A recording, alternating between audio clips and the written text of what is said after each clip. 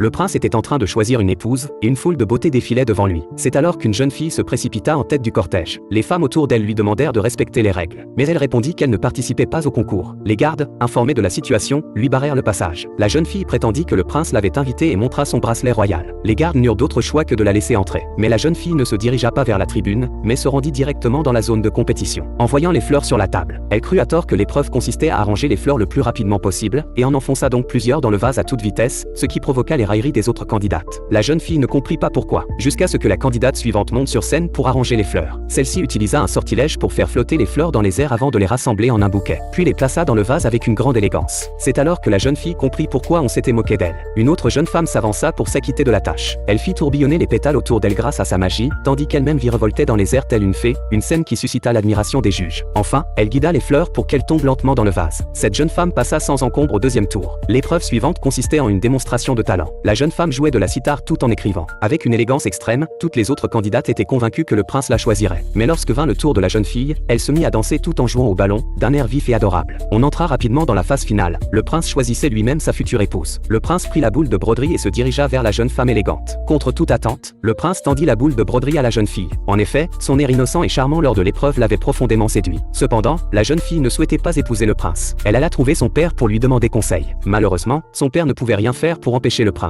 La jeune fille en fut très affligée. Le lendemain, elle s'enfuit en secret.